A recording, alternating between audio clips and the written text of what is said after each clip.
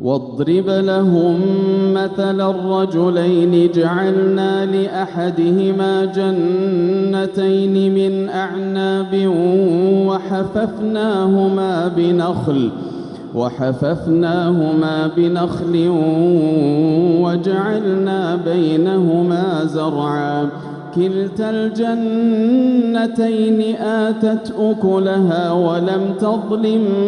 منه شيئا وفجرنا خلالهما نهرا وكان له ثمر فقال لصاحبه وهو يحاوره أنا أكثر منك مالا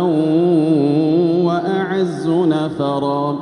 ودخل جنته وهو ظالم لنفسه قال ما أظن أن تبيد هذه أبدا وما أظن الساعة قائمة ولئن رددت إلى ربي لأجدن خيرا منها منقلبا قال له صاحبه وهو يحاوره أكفرت بالذي خلقك من تراب ثم من نطفة ثم سواك رجلا لكن هو الله ربي ولا أشرك بربي أحدا ولولا إذ دخلت جنتك قلت ما شاء الله لا قوة إلا بالله إن ترني أنا أقل منك مالا وولدا فعسى ربي أن يؤتيني خيرا من جنتك ويرسل عليها حسبانا من السماء فتصبح صعيدا زلقا أو يصبح ماؤها غورا فلن تستطيع له طلبا وأحيط بثمره فأصبح يقلب كفيه على ما أنفق فيها وهي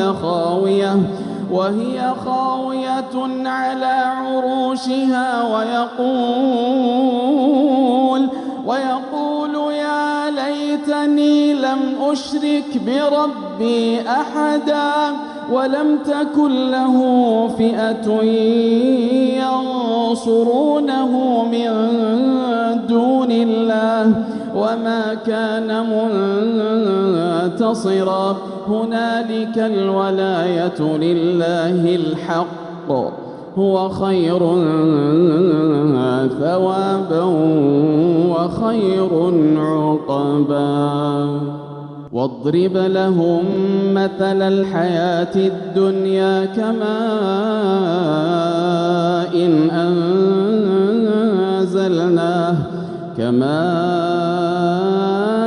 إن أنزلناه من السماء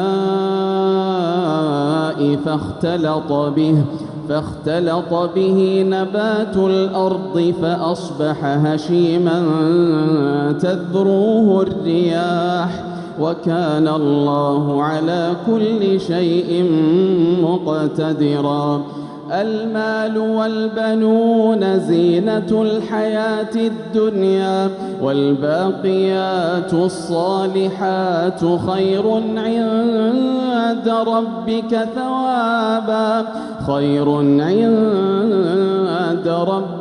ثوابا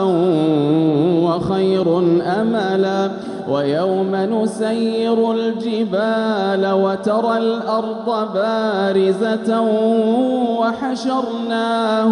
وحشرناهم فلم نغادر منهم أحدا وعرضوا على ربك صفا لقد جئتمونا كما خلقناكم أول مرة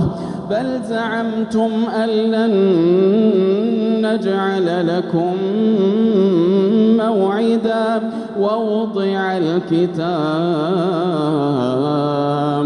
ووضع الكتاب فترى المجرمين مشفقين مما فيه ويقولون يا ويلتنا ما لهذا الكتاب لا يغادر صغيرة ويقولون يا ويلتنا ما لهذا الكتاب لا يغادر صغيرة ولا كبيرة إلا أحصاها ووجدوا